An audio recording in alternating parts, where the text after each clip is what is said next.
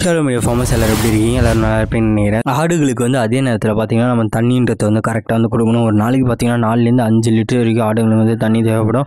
அதுவே வந்து கோடை காலமாக இருந்துச்சுன்னா இன்னும் அதிகமாக வந்து தண்ணி வந்து கொடுக்கணும். ஆடுகளை வந்து வாரத்துக்கு ஒரு முறை வந்து கோடை காலத்தில் வந்து நம்ம வந்து குளிப்பாட்டி விடணும். இதுவே வந்து மழை காலமாக இருக்க பட்சத்தில் மாதம் ஒரு முறை வந்து நம்ம இந்த ஆடுகளை வந்து குளிப்பாட்டி நம்ம வந்து வளர்க்கலாம். ஷெட்டை வந்து க்ளீனாக வச்சுருக்கிறது வந்து நம்மளோட கடமை.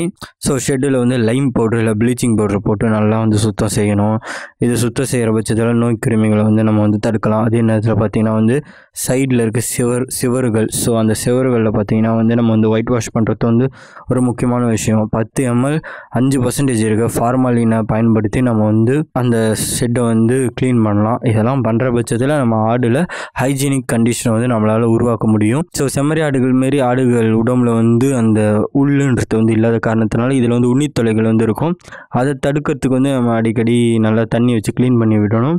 ஒரு சில பேர் சில கெமிக்கல்ஸும் வந்து பயன்படுத்துவாங்க. சில பேர் இன்ஜெக்ஷனே வந்து யூஸ் பண்ணுறாங்க. இந்த டிவார்மிங் குடற்புழு நீக்கம்ன்றது வந்து ஆடுகளில் முக்கியமான ஒரு விஷயம். ஸோ குடற்புழு நீக்காத பட்சத்தில் பார்த்திங்கன்னா வந்து ரொம்ப சோர்ந்துடும், வளர்ச்சி வந்து குன்றிடும், பலவீனமாகிடும் ஆடு. ஸோ அதை தடுக்கிறதுக்கு வந்து ப்ராப்பராக இன்ஜெக்ஷன் வந்து யூஸ் பண்ணலாம். அதோட டோசேஜ்ன்றது வந்து மாறும். ஸோ ஒவ்வொரு வயதுக்கு ஏற்ற மாதிரி வந்து நம்ம வந்து டிவார்மிங்ன்றதை வந்து கரெக்டாக வந்து பண்ணணும். இதுவே வந்து வளர்ந்த ஆடாக இருக்க பட்சத்தில் வந்து 3 மாதத்துக்கு ஒரு வாட்டை பார்த்திங்கன்னா வந்து நம்ம டிவார்மிங்ன்றதை வந்து பண்ணணும்.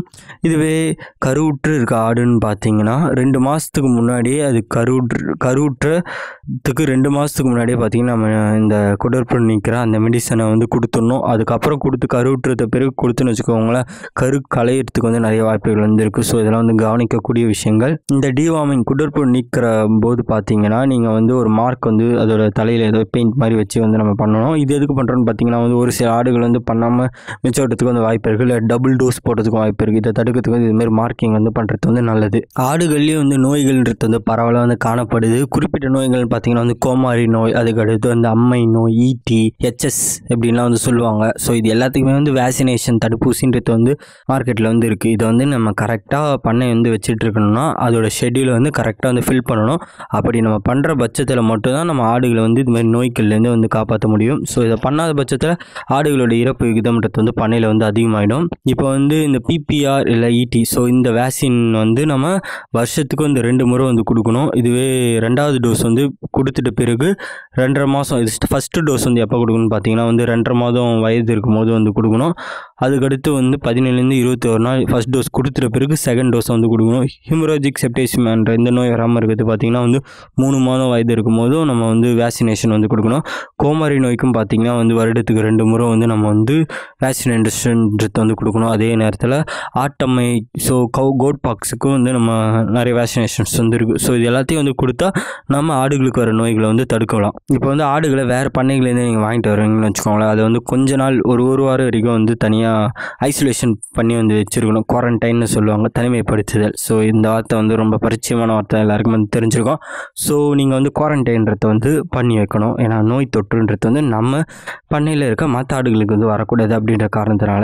அதுக்கடுத்து மடி நோய் வராமல் இருக்கிறதுக்கு பாலை வந்து நல்லா கறக்கணும். ஸோ மடியை வந்து சுத்தமாக வந்து வச்சுக்கணும். ரெகுலரான அந்த தடுப்பூசி போடுற அந்த பழக்கத்தை வந்து நம்ம ஏற்படுத்துகிற பட்சத்தில் நம்ம வந்து நோய்களை வந்து பெருமளவு வந்து தடுக்கலாம். இதே நேரத்தில் நோய்கள்ன்ட்டு பார்த்திங்கன்னா ஒவ்வொரு இடத்துக்கும் ஏற்ற மாதிரி மாறி வந்து வரத்துக்கு வந்து வாய்ப்பு இருக்குது. ஸோ அதனால் லோக்கலில் இருக்க வெட்னரி டாக்டர் வந்து கன்சல்டேஷன் பண்ணிவிட்டு ஸோ இந்த இடத்துல வந்து எந்த நோயில் வந்து அதிகமாக வரத்துக்கு வாய்ப்பு இருக்கா அப்படின்றத கேட்டுட்டு அதுக்கேற்ற மாதிரி நம்ம வேக்சினேஷன் ஷெட்யூல்ன்றதை வந்து கரெக்டாக வந்து வச்சுருக்கணும். ஸோ நம்ம சேனலில் இருக்க மற்ற வீடியோஸ்லாம் இப்போ வந்து டிஸ்பிளே ஆகிருக்கும். ஆடு ரிலேட்டடான வீடியோஸ்லாம் அதை கிளிக் பண்ணி நீங்கள் வந்து பார்த்துக்கலாம்.